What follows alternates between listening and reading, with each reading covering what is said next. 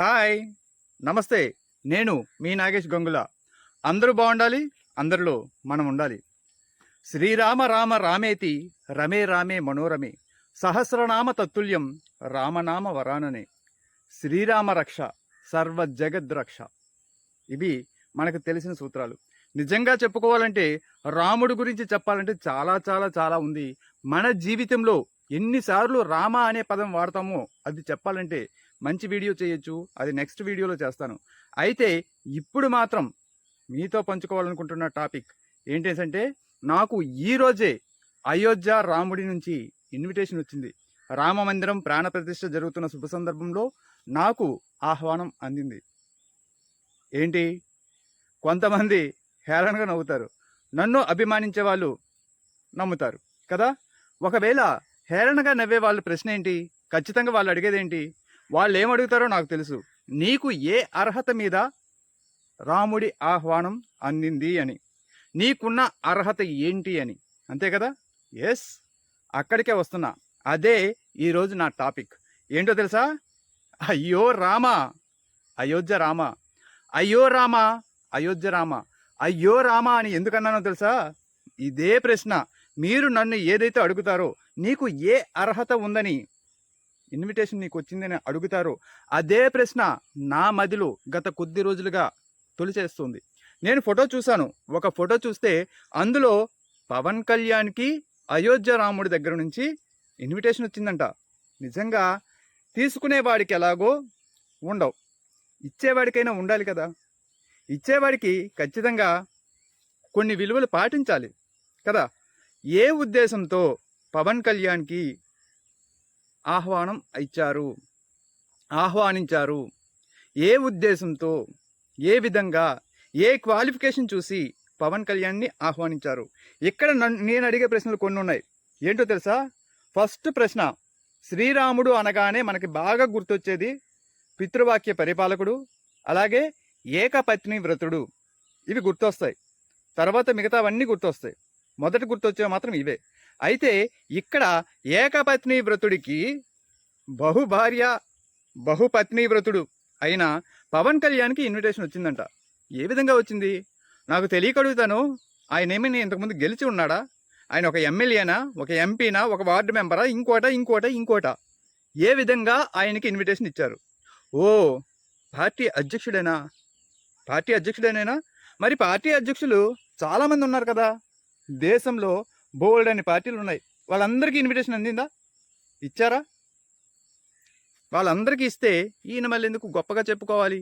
ఈయన ఇన్విటేషన్ ఎందుకు పోస్టర్ వేసి మరి చూపించుకోవాలి? పవనానికి అందింది ఇదని చెప్పేసి. ఇక్కడ ఇంకొక విలువైన ప్రశ్న అడుగుతా, ఒక్కసారి కరెక్ట్ సమాధానం చెప్పండి. రాముడు చెట్టు చాటు నుంచి వాలిని సంహరించాడని మనకు తెలుసు. ఎందుకు సంహరించాడు అంటే, రాక్షసత్వం ఆయనలో ఉంది, ఆయనలో మృగత్వం ఉంది కాబట్టి, మృగాన్ని రాజు చెట్టు చాటు నుంచి వేటాడడం తప్పు కాదు కాబట్టి అలా వేటాడాడు అంటారు. ఇక్కడ మృగత్వం ఏంటి అంటే, వాలి బహుభార్యలని కలిగి ఉండడం, ఎక్కువ మంది అంటే తన తమ్ముడి భార్యని కూడా తను లొంగ తీసుకోవడం, అలాగే బహుభార్యత్వం, అందులో డౌట్. ఇలాంటి సందేహాలే. రాముడు అంటే ఏకపత్ని వ్రతుడు. ఆయన చేతిలో వాలి రాముడు చెట్టు చాటు నుంచి చంపాడు. ఇక్కడ నిజ జీవితంలో ఒక్కసారి అన్వయించుకుంటే వాలి ఎవరు, రాముడు ఎవరు? మీ ఆలోచనకే వదిలేస్తా, ఒక్కసారి ఆలోచించండి.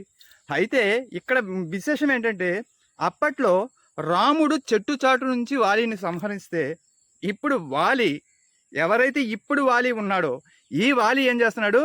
చంద్రబాబు చాటు నుంచి రాముడు లాంటి జగన్ మీద బాణాన్ని ఎక్కుపెడుతున్నాడు. Am I right? అర్థమవుతుందా? అది మ్యాటరు. ఇక్కడ అలాంటి వాలి లాంటి పవన్ కళ్యాణ్ని ఇన్విటేషన్ పంపించారు. ఏ విధంగా అంటే నాకు తెలియకపోవచ్చు. ఒకవేళ వేరే కారణాలు ఏవైనా ఉండి, ఈయనేమైనా సంఘ సంస్కర్త, ఈయనేమైనా పెద్ద ఉదాత్త పురుషుడు, ఇంకోటి అంటే యుగ పురుషుడు, లేదంటే ఆధ్యాత్మికానికి సంబంధించిన వాడు, లేదంటే హిందూ ధర్మాన్ని నలుదిశలా ప్రపంచ వ్యాప్తంగా తెలియజేసిన వాడు, ఇలాంటి వాడైతే నాకు తెలియకపోవచ్చు. మీకు తెలిస్తే కామెంట్ రూపంలో తెలియజేయండి.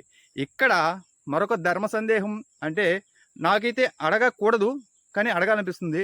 మన మోడీ ఎవరైతే ఉన్నారో, మోడీ అనేది ఆయన చేతుల మీదుగా ప్రారంభించవచ్చా ప్రారంభించకూడదా అనేది. ఎందుకంటే భార్య లేకుండా ఏ యజ్ఞయాగాది క్రతువులు చేయకూడదు అంటారు. అంతెందుకు, రాముడు అశ్వమేధ యాగం చేసేటప్పుడు పక్కన సీతమ్మ లేదు కాబట్టి బంగారు ప్రతిమని తయారు చేసి, సీతాదేవిని లాగా బంగారాన్ని తయారు చేసి ఆ బంగారాన్ని పక్కన కూర్చోబెట్టుకుని, సీతాదేవిని పక్కన కూర్చోబెట్టుకుని మరీ యజ్ఞాన్ని చేశాడు.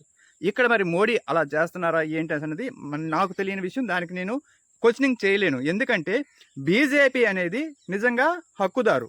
ఏదైతే అయోధ్య అనేది నా చిన్నప్పటి నుంచి చూస్తూనే ఉన్నా, అయోధ్య బాబ్రీ మసీదు, అయోధ్య బాబ్రీ మసీదు అని చెప్పేసి వివాదం.